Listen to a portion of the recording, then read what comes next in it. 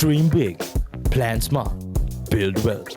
This is the TFS podcast, where money talk gets real and financial freedom is more than just a goal. Without further ado, let's dive in.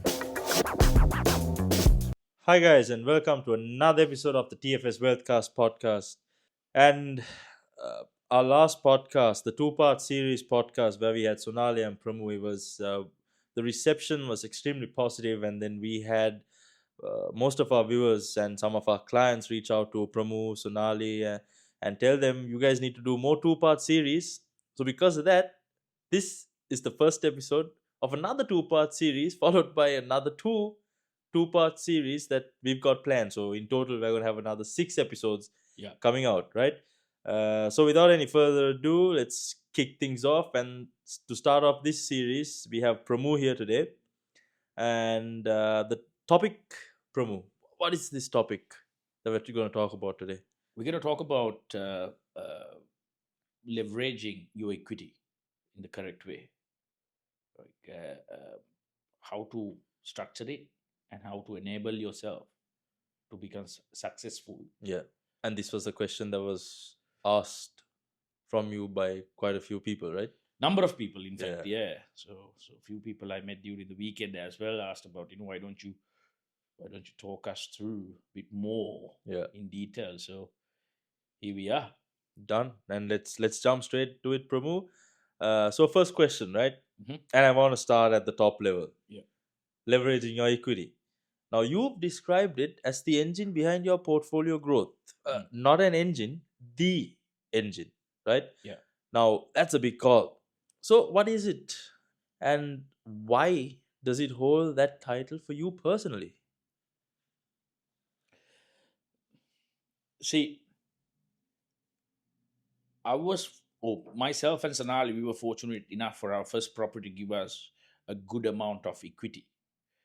Now, that equity, we were smart enough at that particular point, even though we were very young people, we were smart enough to invest it in the correct way. We could have easily used it for many other things that would have loved to. But I'm glad the two of us sat down together, did those numbers, and obviously using whatever the experience we gained from the first property to buy the second property and invest it in the correct way, that enable us to reuse those equity into our investment property going forward. So it is the engine. It is the engine. It's like if you have the right engine, you can travel many kilometers, right? If your engine is about to break down, you're going to be stuck. So the engine.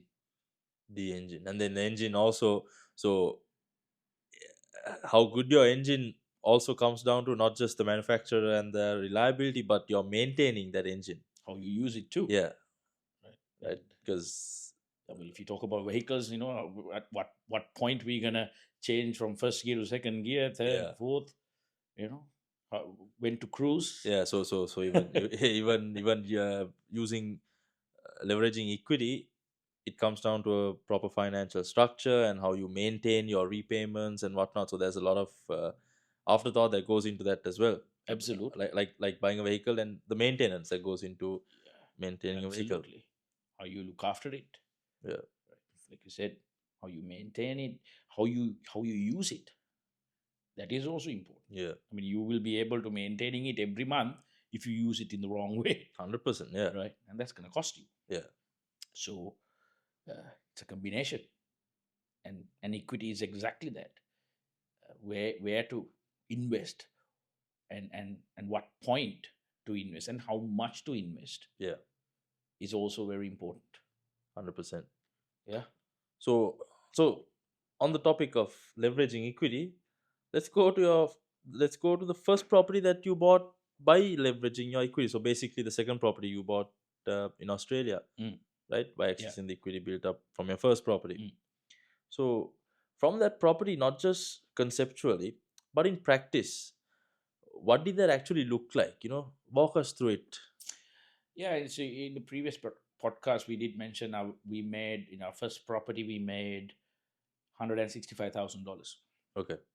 Now, obviously, we sold it. We got the money. We didn't pay tax to it. So, CGT Yeah. exempt. We went and invested some of that money to our property number 2, which is also became a PPR, principal place of Yeah. residence. We bought it lower than we bought our first property, Got lucky. right? Some can call it lucky, Yeah. but it's about finding that right property and the right time came. That was Yeah. the luck. If some says, Yeah. Luck didn't find you. You found luck. yeah, see, that's the difference. So we could have easily spent all of $165,000 there. Yeah. As far as I remember, we didn't do that. We used about, I think we used about about $100 to $140,000 in that range. Okay. So we always had a bit of buffer. So we built the house. We obviously bought it cheaper. We built it in the way that gives us instant equity as well. I think the shape of the block enables us to buy cheaper. The odd shape blocks. Yeah. And what we built on it and how we utilize that particular land. Yeah. And if anyone wants to, sorry to cut in, but if anyone wants to know the benefits of buying an odd shape block, go check out the last episode that we did with Sonali, where she goes into detail the benefits of buying an odd shape block. Yeah. Right? Yeah. So I mean, in our case, we ended up buying. First property was an odd shape block. Second property was an odd shape block. Some might call you an odd guy. Yeah. I think a lot of people call me an odd guy. So. Besides the story, so well, that's why you stand out. I like it. Yeah. Haters gonna hate. So again, investing in the right amount of money, keeping a buffer to make sure that you're you have a buffer if the interest rate goes up to make the repayments, or you have leftover money during the construction. If the construction takes a bit more than what you anticipated, you have enough money to pay your mortgage repayments as well as your rental. So by the way, we were renting while the house was built. So investing it in that way enabled us to find we have generated instant equity in that property. So the moment we went or moved into the house, our next move was not to furnish it in a way that a lot of people ended up furnishing it and they're going over the budget to furnish it. We didn't want to do that. We just stick to some of the essentials and the rest of it we'll take care of as we go. Yeah. But when we instantly accessed the equity from the bank and kept it to invest. So again, we were ready. Right? That's when the first investment came into equation, an apartment in Footscray. Numbers adds up. Yeah. We put it, I remember me and Sonali, or more than me, Sonali's putting it into an Excel, saying, okay, that's the monthly repayment, that's the rental income. Given this a brand new property as well, this is the depreciation amount we can utilize. So approximately your net income or our net income is X amount. Yeah. Then when you put that into the spreadsheet, you'll see, okay, right now both our net income is, let's say, hypothetically speaking, $150,000, and because of the apartment, it is $170,000. It's just making more money. Yeah. So what are you going to do with it? Plan a holiday, go and have fun? No. Save. Put it against your offset. So you will start saving more money from your cash flow. Right? That savings you can again go and invest in another property. So it basically creates a compounding scenario. It's a snowball effect if you really Snowball think effect. about it. Yeah. So if you invest it in the right property, it'll actually help you to save more. When buying the next one, and Yeah. and buy the next And one you can, sooner. yeah, no point of keeping it in your account. Yeah. Do what? Right? Go and Yeah. invest in another property too. Exactly. So we were laser focused. Right.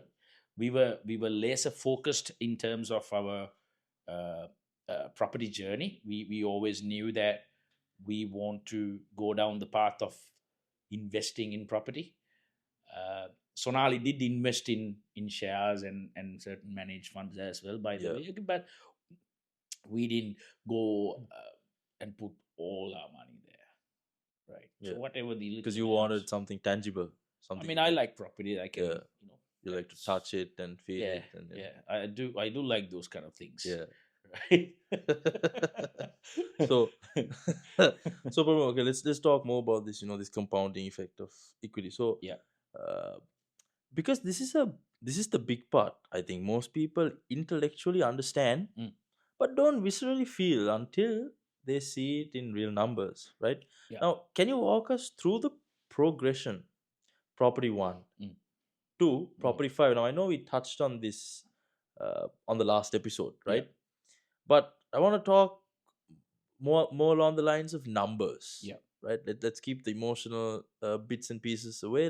Yeah. Let's be straightforward with the numbers. Of course. Right. So Yeah. the journey from property 1 to property 5, Yeah. the numbers. So simple. So now we have obviously the property 1, this the second property. Let's call it number 1. Yeah. This first one we sold. Number 1, invested in apartment. Our net income has gone up because of that too, thanks to depreciation and tax deductions, and good rental income. By the way, it's not. It's very close to the city CBD, footprint. yeah. That ended up giving us in about 1 year later, about 1.5 years later, that ended up giving us about another $100,000 of equity, which means, if you don't want to pay lender's mortgage insurance, that's an $80,000 you can access. But we were okay to pay lender's mortgage insurance. Yeah. We access $90,000 up to 90%. So that's $90K. At the same time, my property number 1, the house I'm living, is also going up. That probably by another $150K. Yeah. That gives me another $135,000. Now all of a sudden I'm at 135 plus 90,000, $225,000 of equity Yeah. for me to use. Right. That's when Sonali said, "Okay, calm down." I get excited. Things like that happen. Okay, now what can we do? Yeah. There are so many options out there. And she said, "Okay, calm down. Let's see. Let's strategize this a little bit more." We went down the path of not using the equity. Yeah. We actually used our self-managed. We created a self-managed super fund. We used that money, that whatever we had, not a lot, buying a commercial property for my business. Oh, so the third property you bought was actually a commercial property. Commercial property. Okay. So under the self-managed super fund, Yeah. We bought it in the self-managed super fund and we rented out to our business. So where did you buy the? That was in St Kilda. We still have that office. Oh, okay. 430 number 1 Queens Road in St Kilda Towers. Yeah. So then pretty sick view, yeah. That beautiful office. view. Yeah. Oh, and when Beautiful. the Formula One Grand Prix comes, Yeah. you can hear it. Front row seats. Absolutely. So that enabled to have an asset for ourselves under our superannuation. Yeah. Because I was self-employed, that made sense. Gave us a bit more tax deductions as well because of that. Right. So company can start paying a bit more. Company can start paying towards the not towards the loan. It's like a rent, but it actually goes to your super. So you have good. You're building good assets that way. It's a smart way of tax mitigation. So that's our the third property. Yeah. Now remember, we had about 225,000 to use in equity to play with there. Right. So that would have been what 20 2016 or 2015, 2016. Mm. So 2014 we bought the apartment, 2015 we bought the commercial property. Yeah. And then we were holding the money, what to do. But again, we're getting good benefits. We are saving again. Equity is there. Using it, it's there. Not paying any interest to it at the moment. So then the COVID-19, that's the time. That's what I said in my previous episode as well, or previous podcast. We were ready to go. Yeah. We were ready to go. Locked and loaded, ammunition full. Yeah. Just needed a target, and then boom, boom, bang. Yeah. Right. So we bought a property in Bayswater, just at the COVID-19. I think it was locked down. Yeah. As far as I can remember, it was locked down. Can't even go and see the property. It was fully locked down. So it was online, taking a look, Google View, see the street.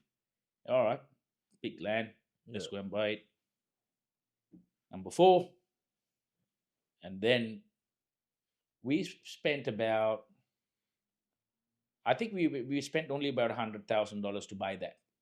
Okay. Including the stamp duty. Yeah. Still have about good $125,000 left. By that time, the government also got intervened and started giving all these incentives. So my property started giving me more equity. Instant equity. Yeah.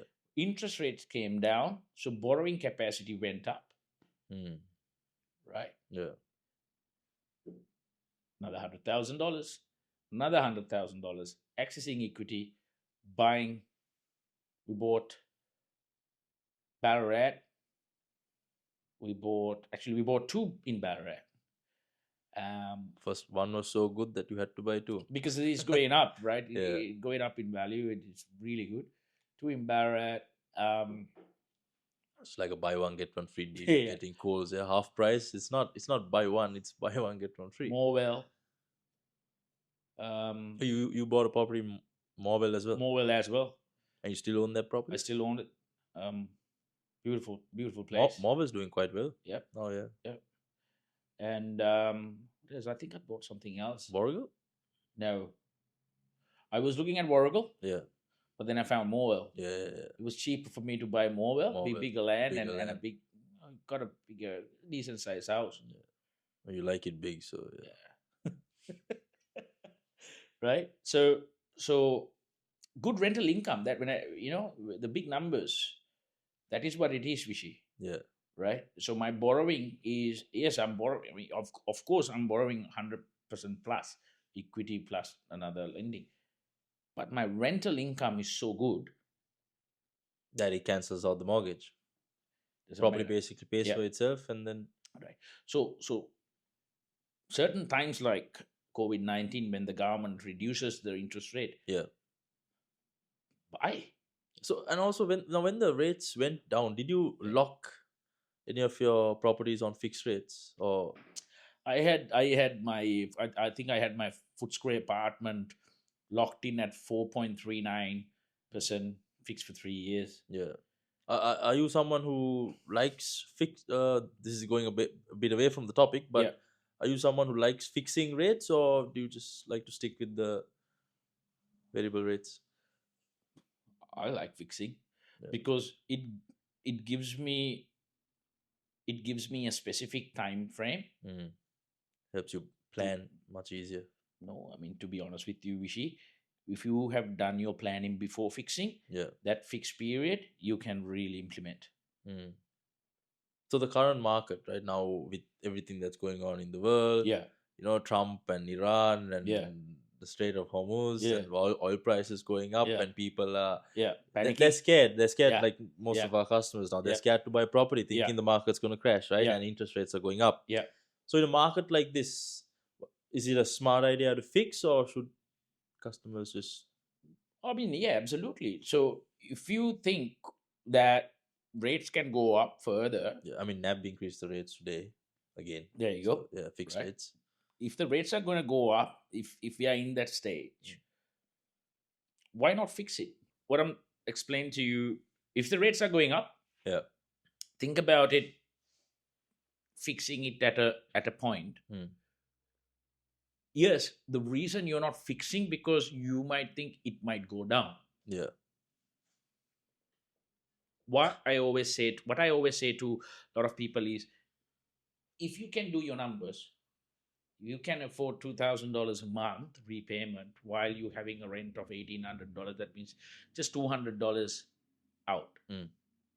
Fix it. Yeah, because it's not the full amount going out of pocket. Yeah. It's just that difference, right? Fix it. Don't be greedy for $20. Yeah. Because you never know how it'll turn out. Yeah. Right? Because you never know exactly. You Like- might be ended up paying $50 more than $100, so $150. So if there's an opportunity to fix it, fix it. But make sure you've done your numbers right. What are you going to do within that time? So to any of our customers, tuning into this episode, if they're worried about the future of rates, given the current market, and they're thinking, oh, maybe I should fix it, they should talk to us and Absolutely get some options. Yeah, fix it. I mean, if it's for 1 year or 2 years, doesn't matter. Fix it. Because if it's, what's the worst case? Rates comes down, right? You're just losing out $20, $30 a month.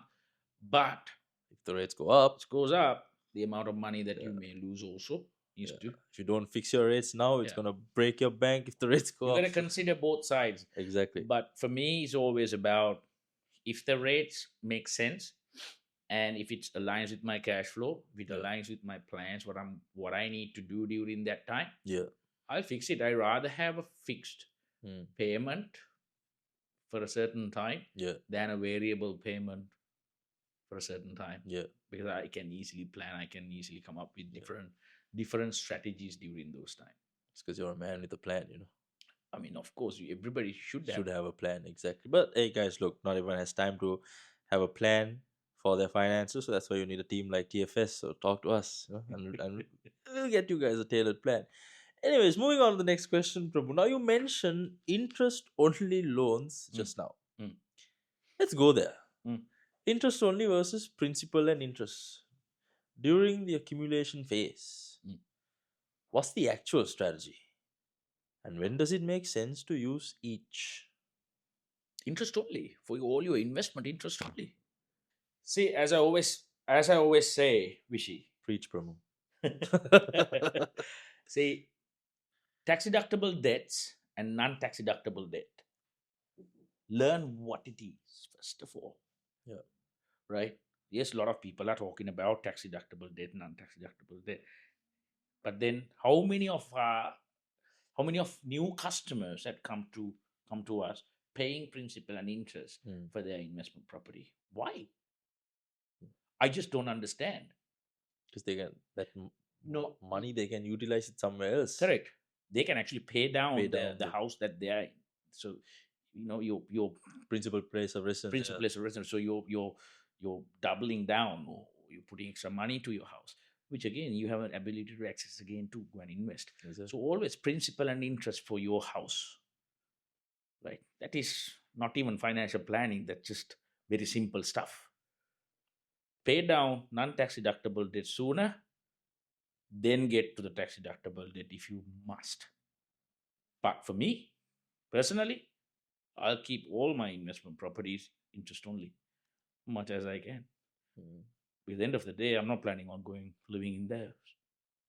Just investment, making, giving capital growth, giving me equity to go and invest in other properties or other different kinds of assets. So it always interest only. The minimum amount I need to pay for it, I'll pay. And so, okay, you like to keep your investment properties interest only. And is there a certain period of time that you like to hold these properties, like a set number of years you would hold an investment property before you decide to sell it, or when do you figure that out? Of course, you have a timeline for anything and everything in your life. The circle of life, right. So I have heard a lot of property gurus in keeping, don't sell your properties, or sell your properties in 2 years, 3 years term. Both options are good, by the way, right? Yeah. You need to understand whether it applies to you, 100%. This is also life advice. right? It's simple as that. Yeah. Right. For me personally, I like brand new properties because it gives me more depreciation. So I will hold them bare minimum of 7 years. Yeah. I will never ever sell a brand new property I buy less than 7, Why 7 specifically? because the most depreciation in a brand new property comes in year number 1 to year number 7, Ah, okay. right? Yeah. But again, year number 10, year number 12, you're still having depreciation, but not to the level that you having And from from year 1 1 to to year 7. 7, Yeah. right? Work it out. I mean, I've sold a property after 7 years. 8th year, I sold it Yeah. because it gave me everything I needed, plus capital growth too. Yeah. So thank you, sir. Yes, I have to pay CGT for that, but again, that's okay. It has given me enough. It's done its part. It's It's yeah. done. It's done. So there are certain milestone you will come in your property portfolio journey that you may need to sell off one or two investment properties to release the equity towards whatever the reason, Yeah. right? So measure Mm. exactly why you're selling, how much you're getting, what are the things you got to pay back to the government. Yeah. See if it makes sense, then make the decision. So on that topic, Premu, now another strategy that uh, property investors such as yourself and Sonali, what you guys like to a finance strategy that you guys like to utilize offset accounts, Mm. right? So because you mentioned them earlier, using an offset account as an equity staging area. Mm. Can you explain that properly? Because I think offset accounts are one of those things people know exist, Yeah, but they don't fully understand how powerful all offset of them accounts want can it. be. Everybody wants it. It's like it's like when Yeah. you're in school, it's Yeah. like the popular girl Yeah, in the yeah, girls' yeah, school. Everyone wants her, but yeah, no one knows how to yeah, get her yeah, except that one guy. yeah. It's like so yeah, offset accounts. See, offset accounts can work many different ways. I can't speak or I can't give you financial advice here, but I can tell you what I did. Yeah. Me and Sanali, when we took our equity out, until we use it, we keep it against that equity loan offset account. It's not going to my everyday PPR account, by the way. Okay. Okay. So a lot of people make this mistake. They take the equity out, then they start paying interest to the investment loan, but they take the money out and park it in their home loan account, thinking that you will get tax deductions. No, sir, you won't get it. Yes, your intention is to invest, but you haven't invested yet. So I will always keep that money against my investment loan until I use it. So I don't pay interest to it. So I don't claim anything until I go and invest. The other offset account is where I have extra cash, such as you have savings after your net income. You have more extra savings. Now that is after your tax. That always parks in the offset account against your house, against your home loan, right? So the ways to use offset, you also need to know when to and what money to offset to. A lot of people offset everything in the wrong offset accounts, Yeah. right? So me and Sanali, we never did that. If it's an investment equity, we take an out from against one of the investment properties. And put it in an offset. We will put it in the offset until we use it against that investment loan. So you access the equity and you put it in an offset against that property. Against that particular loan that we've taken. So let's say hypothetically speaking, not hypothetical, I'll give you a good exact example. Footscray property, we took $80,000 out as an example, right? So we took it as variable interest only, 80,000. That loan, I put 80,000 against that particular $80,000 loan, Hmm. not at my home loan. Yeah. So you don't put it on your principal Why? place of residence? Okay. For what? Yeah. Because moment you're not offsetting that 80,000, you're paying interest to that, but you're not getting any return out of it. Hmm. Some people can argue, say, no, I'm getting a return out of my, I'm offsetting my home loan. Yeah. Just you're paying low interest to your home loan. You're paying high interest to your investment. Investment property. So technically, you're not getting a return. Yeah. So since you're paying high interest on your investment property, right? What if people, like you said, they access equity to pay down their uh, principal place of residence, then they access that back, they take a redraw or cash out from their principal place of residence, the rate is still lower. Isn't that like No. no? What's your purpose of accessing your equity? To buy something else, What? another property? Investment property? Yeah, Yeah. So that's an investment loan. So your rate is higher, because it opens even up. though you are Yeah. getting it from your own house, So it's the same thing essentially, essentially. whether Yeah. whichever property they Yeah, access. so that's the how we equity. started. Right? Yeah. We took the money from our first home, go and invested in the Footscray property. Mm. Right. Until we used it, we kept it against that investment loan. Yeah. Right. So it's a high interest, by the way. It's not low. Like Yeah. whenever you're paying principal and interest, your rates are lower. That's where a lot of people, I think, that's where a lot of people misunderstand this Yeah. whole They game. get confused. Yeah. Yeah. They That think, that also comes down to, there's a lot of, like you said, there's a lot of gurus online. Yeah. Yeah. Sharing videos. Yeah. Like today I saw some video on Instagram where this guy was talking complete, like the question I asked you now. Yeah. Is access equity from your investment, put it in your principal place of residence, access that, buy another property, and then you just clarified Yeah. what he said, right? Why would you access, again, whoever it is, why would you access equity from your investment property and put it to the owner occupied property to do what? Do what again? To reduce your Yeah, but then repayment. And then he's accessing that back to buy another investment property. yeah, just Basically double. you're just expensing for nothing. Pretty sure that person doesn't know how the cash flow works. So speaking of offset and redraw, now these are two Yeah. strategies that a lot of people get confused again. Yeah. What do you prefer from an offset and a redraw? You utilize both. Yeah. I mean, for my own occupied property, I might put it in redraw. Yeah. Investment is always offset until I use it. Yeah. Um, So you don't have a preference. no. Okay. All right, Premu.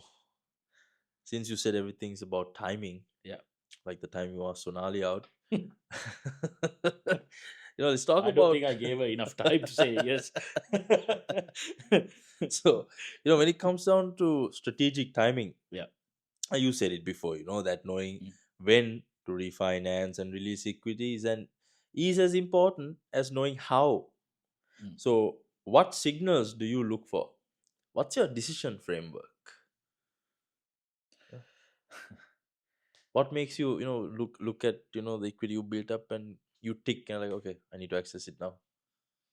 Moment there is equity built up that I can go and buy another investment property or replicate what I have done before, Yeah. I access it. It can be even $50,000. Right. Okay. So on that, right? Yeah. What is the minimum required level of equity that you look at before you think, okay, I can use this now? What can you buy with $20,000? Can you buy a property with $20,000? No, please don't. You can't. Yeah. Unless, not even a first home buyer can these days. You can't. So when you look at the bare minimum figures, you have to factor your stamp duty, Yeah. you have to factor your lawyer fees, you have to factor your bank fees, council fees, right? And your bare minimum deposit. Yeah.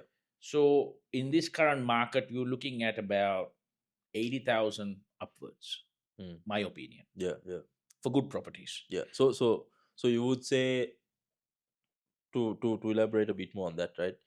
When it comes to LVR and your contribution, do you want to always stick to anything more than 20%, or would you even go lower than that? Would you go to LMI territory? Borrow more. So you would pay LMI. Absolutely. It's a Okay. tax deductible fee. Yeah. So that's the thing. Like, a lot of people get scared when they're like, "Oh, I don't want to pay LMI," Why? and you say it with so much confidence. Why? This guy's clearly It's done. a it's a cost you pay, Mm. which you can deduct. Yeah. So you're saying, if you get a really good opportunity, just use LMI. You If the borrow. bank is giving you money, don't ask Yeah. question, take the money. Mm. That's a really good point. I think we should, reiterate. Yeah, because Don't be afraid of LMI. don't. I mean, whenever you have an opportunity to borrow 90% or 95%, do it. But make sure that debt you're borrowing is tax deductible. Mm. Moment you go and borrow at your peak or maximum amount, when it's not tax deductible, it's a sinking ship. Mm. Mm. Right now, you have to pay it down. Yeah.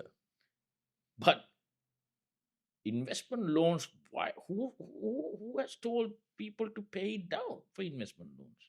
Mm. Why? It's a as I said before, it's an engine. As well as your equity is an engine, how to Yeah. use it properly. Your investment property is also an engine. Engine. Yeah. It generates benefits for you to have extra uh, uh, uh, or, or or higher net income for your household. Mm. Mm. So when you have an opportunity to borrow 90% for an investment property, go and borrow it. Yes, if you may have to pay lender's mortgage insurance. Again, you're not paying from your pocket. You're using the equity to pay that. Mm. When you use your equity to pay that, you take the tax deductions back from the government. Mm. Make sure you get the right investment property to do it. Now, Yeah. look, these are the things. Now, whoever listeners who are listening to this, doesn't mean these strategies apply to every single property. Yeah. Please don't go and just do it Yeah. without proper guidance. And if you want proper guidance, ladies and gentlemen, come to TFS, Tomorrow Financial Solutions. We have a team of individuals Absolutely. led by Yeah. two individuals who've done it for themselves, and they've trained the team we have. So speak to us. Yeah, that was a Call whatever you want to call Yeah. it. Yes, we are biased. Of That was a course, little we are biased. ad lib. That's good, Davishi. We are biased because the company TFS is not made just to have fun with it. Yeah. It's made with passion, it's made with experience, and we want to pass on the same experience to our customers. It's the knowledge and that you guys have gained through experience and Absolutely. over a decade in the industry, right? Yeah. Right. So yeah. Don't waste your time. Just come to TFS. There you go. So, all right, bro. I have a bit of a controversial question. Controversial. There We we go. love controversy. There we go. Enjoy a glass of whiskey. What better questions to ask? Vichy 98, you want to follow him? TikTok, Instagram. He's a ladies' man, apparently. So let's talk about refinance, Mhm. right? Now, does a refinance structure make sense Mhm. beyond just accessing equity? Good question. So, example. Okay, here we go. So let's say my mobile property. Valuation is high. I can access about $100,000 equity. Mm. I'm paying interest rate. Let's say I'm paying 6.2% interest only rate. Mm. One bank is offering me 5.80% interest only rate, and also giving me $100,000. Absolutely, I will refinance the loan. Mm. Take the loan to that bank. Take that 100K. Yeah. Right? Because what it does is Because I'm paying lower interest, it increases my investment borrowing capacity, Yes. right? Yeah. Which means I have a better chance of going to the market and Mm. buying or replicate Mm. something like that. Yeah. That'll do the same thing for me Yeah. in the coming years. Now, what's some advice you have on that note to rate hunting customers? Like you said, okay, Yeah. a customer who's on a 6.8% rate, Yeah. they want to refinance to get it down to Yeah. 6.5%. Yeah. Smart move when you consider When you have an opportunity to pay lower rate and increase your borrowing capacity to borrow and buy an investment property, Yeah. do it. Okay, even for that 3 basis point. Why not? What about the cost involved in? Yeah, see, now we are getting into nitty-gritty Yeah. of cost analysis of refinancing. You have to put that into an Excel sheet and see whether it makes sense. Yeah. And if it doesn't make sense, you also need to understand how long does this transaction doesn't make sense. Yeah. Is it for 6 months or is it for 12 months? Mm. And what can I do within 6 months and what can I do in 12 months? Yeah. That also need to be answered. Yeah. Right. So my experience, I have refinanced from one bank to another bank to a higher rate too. To a higher rate. Yeah, absolutely. Because that banks give me extra money to go and invest.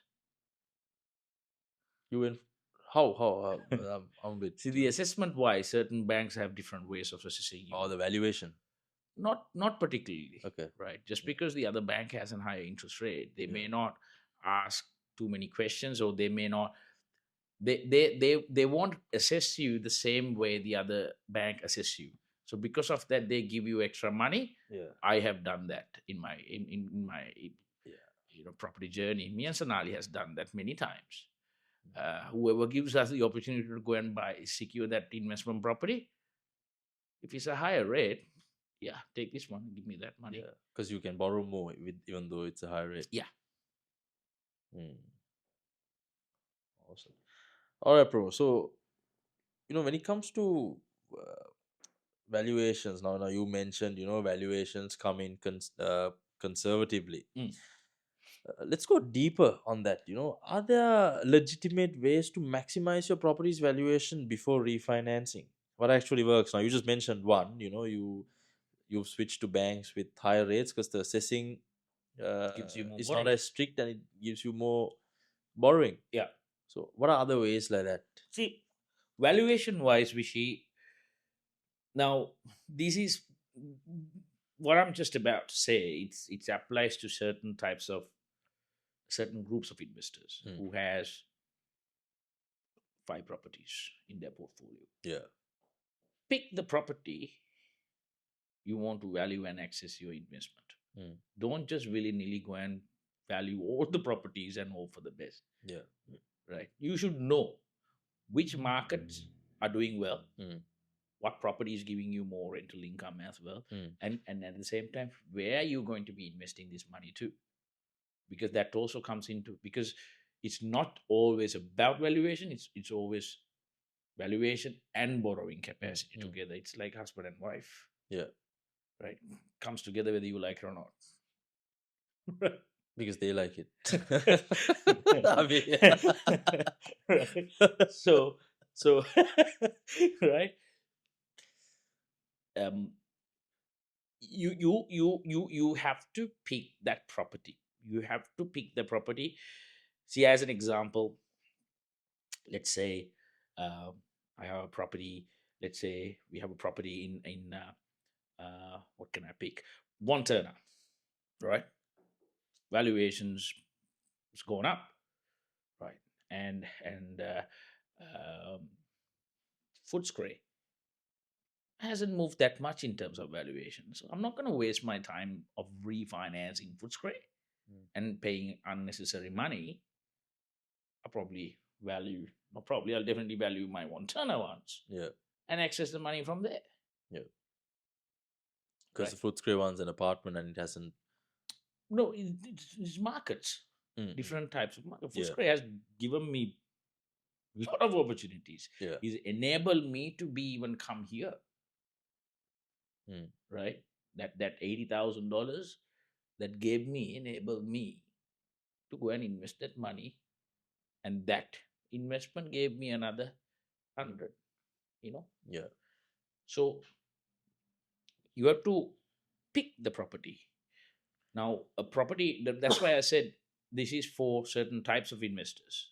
Mm. Investors who are in that 5 properties onwards, they understand what properties are doing well, what market. They have a good idea about their investments, right? Yeah. So, but for the people who are coming towards that, seek professional advice. You have to get that advice. Speak to a real estate agent, right? Real estate agent might tell you how much it is, Mm. right? And then do the valuation to see you want to do it, Yeah.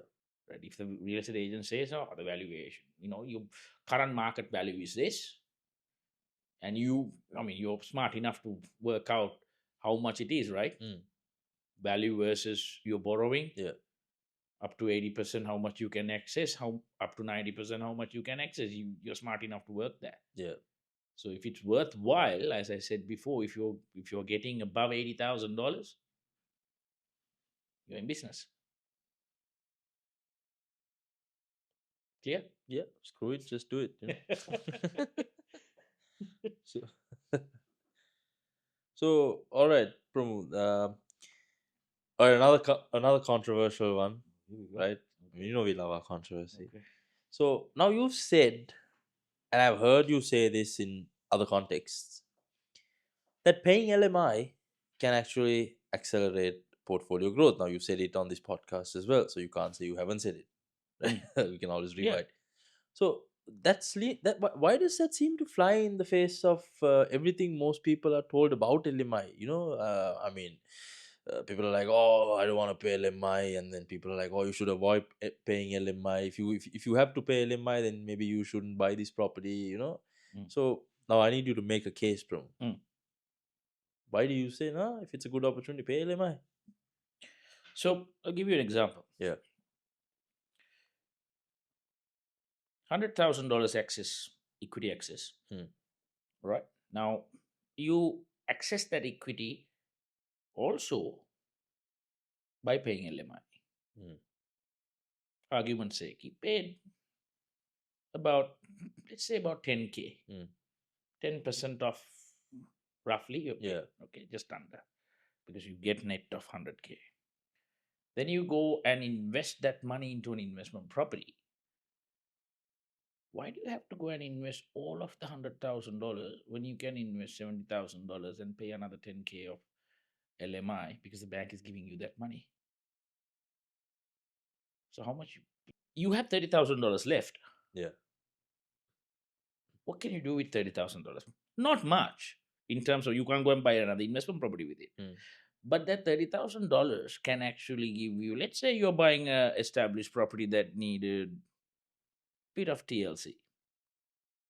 Tender loving care. Tender loving care. I was Yeah. trying to find So figure out what's what's TLC? yeah. It's not the group, not that. So what if you can use the $30,000 to do some slight renovation to increase your rental income of that property? Yeah. Right. Yes, you might buy a old house that hasn't been looked after. Bathroom looks crappy. Put a new Right. bathroom. Yeah, people don't want to pay market rent for a property like that. But by using 30K or 20K or 25K, Put a new toilet seat in there. bang. You're Now all of a sudden you are in play.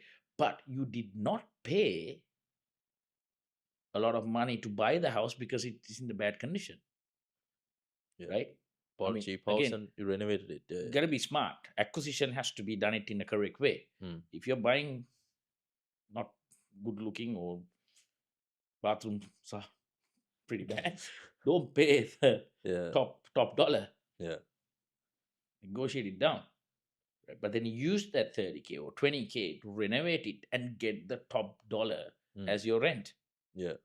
So if it enables you to do it while after paying two lenders mortgage insurance, why won't you do it?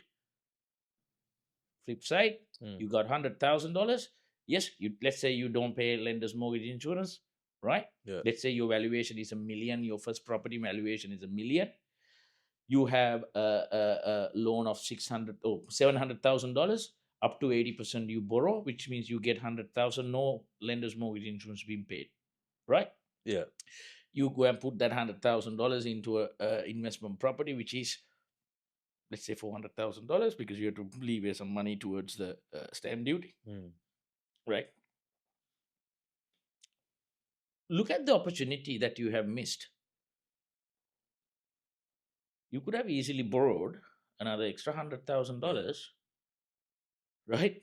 And you could have easily go and borrow or buy a property if you have the means to borrow, which is the borrowing capacity. Yeah. Could have easily, instead of buying a $400,000 small place that is only going to generate you about $400 per week rent, you could have easily borrowed or bought a property and borrowed the money and earn $700 above per week rent property. Which one matches some cash flow perspective if you do your numbers right? Yeah, makes sense. Makes sense, right? Yeah. So sometimes Here's another ad lib, ladies and gentlemen. If you want to know your borrowing capacity, talk to us and we do a free assessment. We have an in-house team and we do it in-house. So before it goes to banks, your credit score will not be affected. It's all done in-house, and we will also get back to you with not just one, not just two, but 3 options that we think are best for you. So Yeah. we'll compare 3 different lenders, compare their rates and other offerings that suits you. easy Yeah, that's how we do it at TFS. every day. That's what we breathe. All right, bro. So Yeah. I guess it's time. Mm. It's. I think we covered up to what? Yeah. I think we covered about. Well, So it about 6 properties actually. Yeah, We covered up to 6 we've properties. covered a bit. Oh, we're not done. This is the last one. Okay. Yeah, it's the big one. Yeah. Last question. Okay. There we go. And I want this to be really actionable. Yeah. So, someone is listening right now. Mhm. They own their home. Mhm. They've got equity in their home. Mhm. Maybe they've had the equity for a couple of years now, Mhm. and they've never accessed their equity, bro. Mhm. Never. Mm. And they've never thought about using it. Mm. What is the very first step they should take this week? Yep. Very first step. Very first step. Look, I can be very commercial here and tell call TFS. No. sort it Let's out, but be. let's not go there. Let's be Premu. First thing you gotta do. So this is Premu after a few shots of whiskey, yeah? Okay, here we go. All right. First thing you gotta do. Yeah. Make your mind and access the equity. Mm. Stop listening to all these voices around you. Yeah, except your They don't have your equity. Yeah. You have your equity. They should only listen to their partner's voice. Yeah, of course. I mean, these partners 50-50 or whatever the percentage is, right? It belongs to both of you.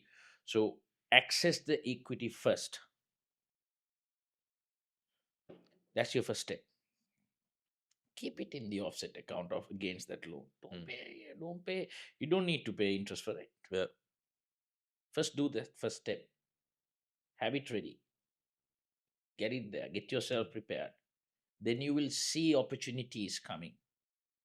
You want professional help? Go and seek it. Right?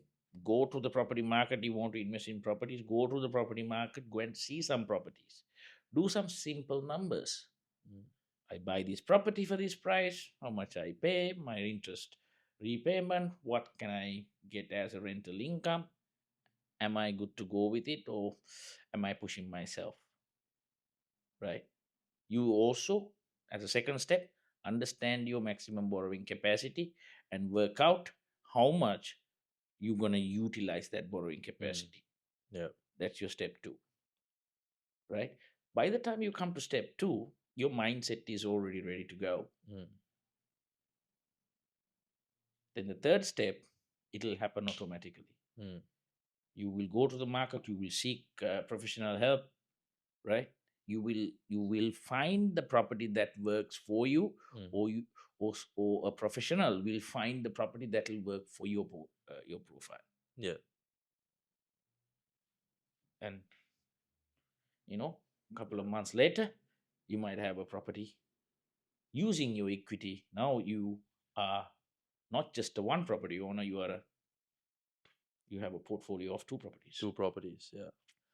And look, guys, if you listen to this podcast thus far, you don't need to go speak to anyone else. You come to TFS. All right. No, I mean, anybody can speak to anybody, but Yeah, make sure you have the right structure in place. 100%. Right, that's the actual truth here. I mean, yes, we mock around sometimes but we have to keep it fun too. 100%, yeah. And obviously, we're gonna be biased about our brand. No, 100%. We're not gonna lie about it. You don't have to lie about it. Right. So, but speak whoever you want to speak to, but make sure you have the right structure for yourself.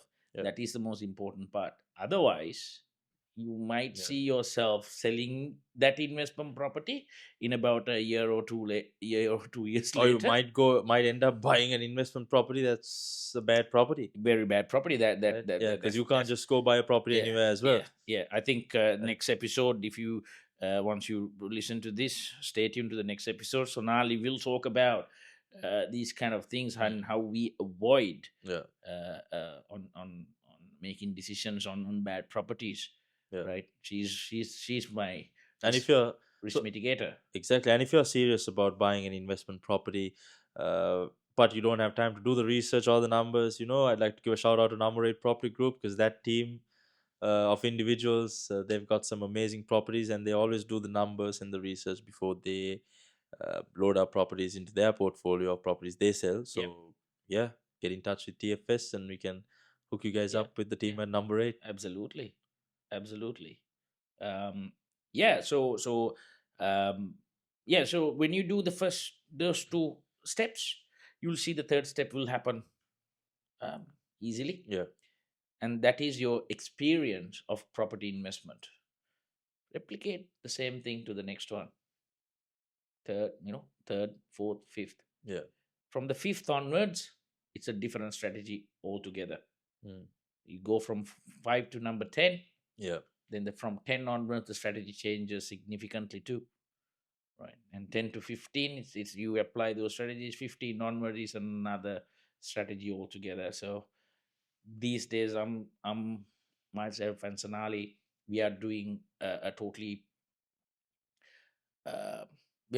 we are doing certain strategies right now that we would have never thought we would be doing. Yeah. And it's amazing. I can easily say some of those strategies return is less than 12 months, and they are not returns of 100,000 we are talking about. Yeah. Here.